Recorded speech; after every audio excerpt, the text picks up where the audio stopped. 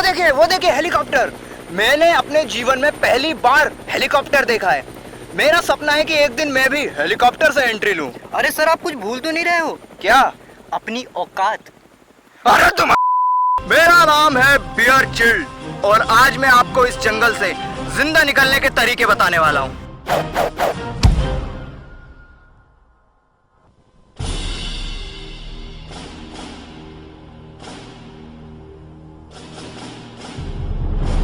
मैं इस समय मध्य भारत के टेमा गांव के जंगलों में हूँ। हर साल करीब 3000 लोग यहाँ घूमने आते हैं और उनमें से तकरीबन 3500 लोग यही घूम जाते हैं। पिछले साल राम खिलावन नाम का व्यक्ति इस जंगल में डोकोमो का नेटवर्क ढूंढते ढूंढते आ गया था और यहीं खो गया। आज भी बात की जाती है कि ना तो उसे इस जंगल से बाहर निकलने का रास्ता मिला, ना ही डोकोमो का नेटवर्क।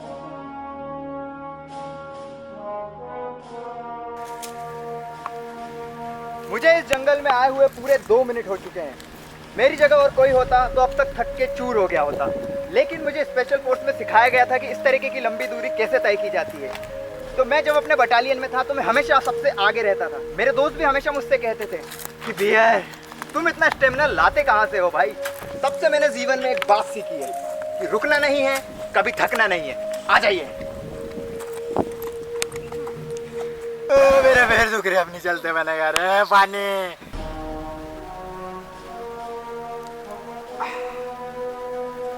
जब मैं स्पेशल फोर्स में था तो मेरे सर मुझे अक्सर ही कहा करते थे कि देखो बेटा, शरीर पे लगी चोट तो आसानी से भर जाती है, लेकिन दिल के जख्म बहुत गहरे होते हैं। इसलिए मैं हमेशा छोटी से छोटी लड़ाई को लात घूंसों से ही सुलझाता हूँ।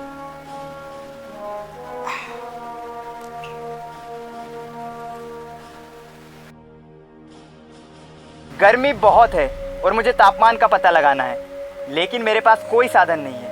इसलिए मैं अब उस तकनीक का इस्तेमाल करूंगा जो अपने पूर्वज यूज़ किया करते थे। इसके लिए मैं अपने निकालूंगा मोबाइल इस तरीके से और अब इसमें मैं खोलूंगा वेदर ऐप। लेकिन आप देख सकते हैं कि मेरे हाथ में पसीना बहुत है, इसलिए मोबाइल चल नहीं रहा है। इसलिए मैं उस टेक्निक का इस्तेमाल करूंगा जो मेरे मम्मी के भाई के इकलौते भांजे ने मुझे सिखाई थी। उसके लिए मैं निकालूंगा अपना थर्मामीटर। अब इस थर्मामीटर की सहायता से मैं आसानी से ये मोबाइल चला के आपको बता सकता हूँ कि वेदर क्या हो रहा है। तो अभी नेट नहीं चल रहा।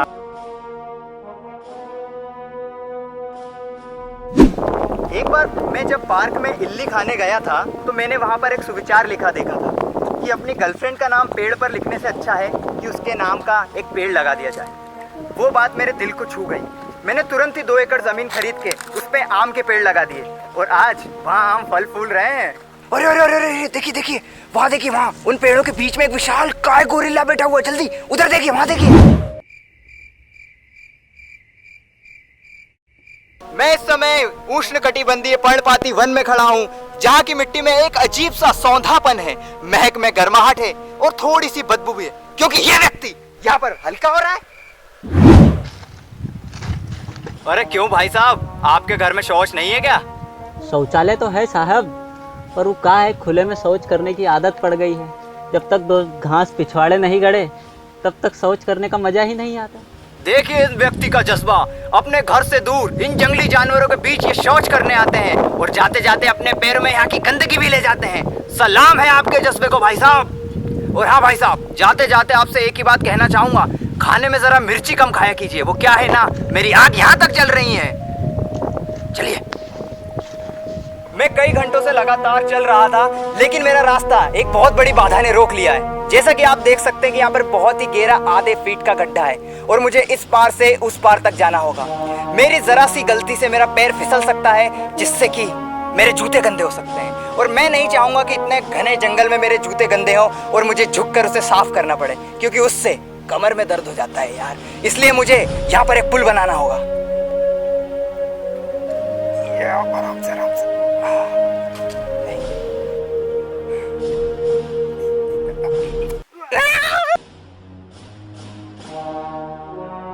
अंधेरा होने को है और मुझे अपना सर छुपाने के लिए किसी जगह का इंतजाम करना होगा, क्योंकि भले ही इस जंगल में जानवर ना हो, पर मुझे भूतों से बहुत डर लगता है।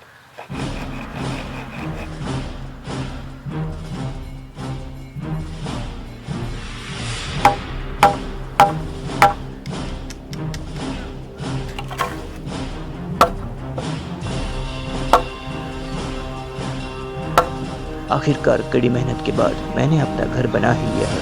आखिरकार इतनी मेहनत के बाद मैंने सर छुपाने की जगह बना ही ली है। ये देखिए। अरे ये नहीं, ये तो किसी बेवकूफ ने बना के गया है। ये रही मेरी सर छुपाने की जगह। अब मैं इस जगह में आराम से सर छुपा सकता हूँ। आ जाइए।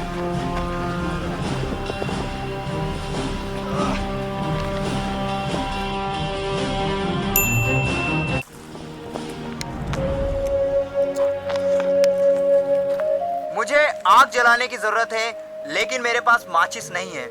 इसलिए मैं इन 2 पत्थरों की सहायता से अपने पूर्वजों की तरह आग जलाकर दिखाऊंगा। इसके लिए बहुत ही धैर्य की जरूरत है।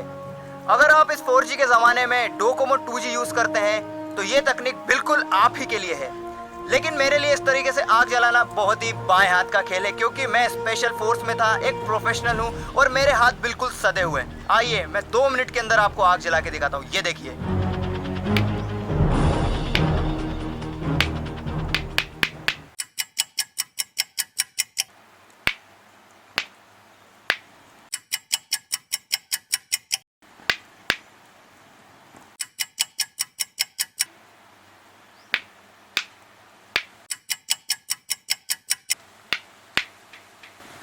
पीटर, पीटर, वो देखो चिड़िया। आखिरकार मैंने आग जला ही ली है। मैंने आपसे कहा था ना कि मुझे सिर्फ 2 मिनट लगेंगे आग जलाने में। ये देखा। देखिए मुझे कितना खूबसूरत सा पेड़ मिला है सागौन का। और कमाल की बात तो यह है कि इसमें एक तरबूज भी लगा है, जो कि बहुत ही चमत्कारी बात है। तो मैं ये तरबूज ले लेता हूँ, क्योंकि ये आगे मेरे सफर में बहुत काम आने वाला है।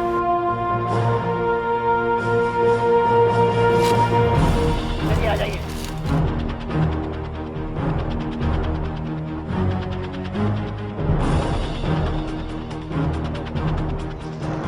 अरे अरे वो देखिए, जल्दी आइए, जल्दी आ जाइए।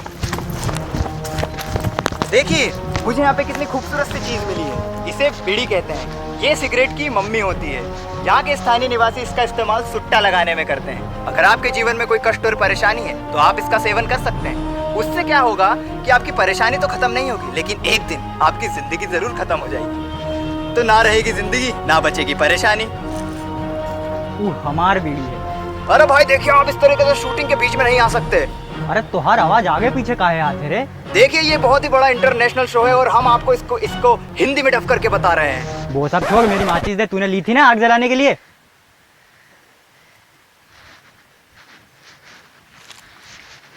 गोबर पे लात रख दियो तुम। बांस आ रही है, पैर धो के आना।